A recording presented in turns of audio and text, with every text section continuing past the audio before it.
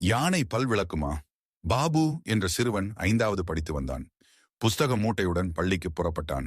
ஏண்டா இன்னைக்கு குளிச்சியா என்றாள் பாபுவின் அம்மா.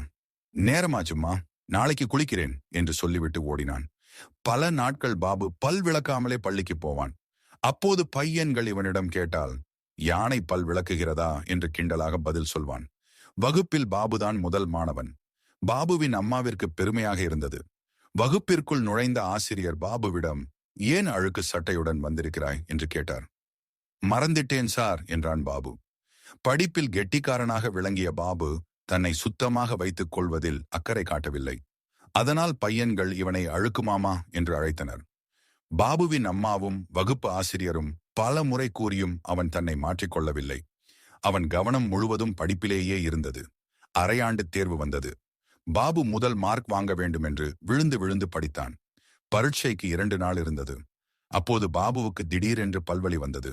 பாபுவின் அம்மாவும் அப்பாவும் கை வைத்தியமாக ஏதோ செய்தார்கள். எதுவும் சரியாகவில்லை. விடிந்தால் அரையாண்டு தேர்வு. பாபு புலம்பிக் கொண்டே இருந்தான். அவனால் வலியை தாங்க முடியவில்லை. பின்பு பாபுவை மதுரை அரசு மருத்துவமனைக்கு அழைத்துச் சென்று சிகிச்சை அளிக்கப்பட்டது. பாபு அரையாண்டு தேர்வுக்கு போக முடியவில்லையே என்று அழுது கொண்டிருந்தான். தினந்தோறும் பற்களை சுத்தம் செய்திருந்தால் பல்வலியே வந்திருக்காது என்றார் டாக்டர். பாபு ஒரு வாரம் மருத்துவமனையில் இருந்தான். அரையாண்டு தேர்வு முடிந்து பள்ளிக்கூடம் திறந்தது. அன்று வகுப்பில் ரேங்க் கார்டு கொடுக்கப்பட்டது. முதல் மார்க் ராஜா என்று ஆசிரியர் படித்தபோது பாபு தேம்பி அழுதான். ஆசிரியர் அவனை சமாதானப்படுத்தினார். சுவற்றை வைத்து தான் சித்திரம் எழுத வேண்டும். நமது உடலை ஆரோக்கியமாக வைத்துக் கொண்டால்தான் எதையும் வெற்றிகரமாக செய்ய முடியும் என்றார். பாபு மௌனமாக இருந்தான். அடுத்த நாள் அவன் பள்ளிக்கு பலிஷ் என்று வந்தான். அழுக்கு மாமா, இப்போ உஜாலாவுக்கு மாறிட்டாண்டா என்று ஒருவன் சொல்ல அனைவரும் சிரித்தனர். பாபுவுக்கும் சிரிப்பு வந்தது.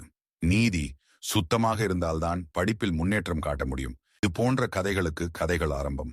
சேனலை லைக் பண்ணுங்க, சப்ஸ்கிரைப் பண்ணுங்க. கீழே இருக்கிற பெல் பட்டனை மறக்காம கிளிக் பண்ணுங்க.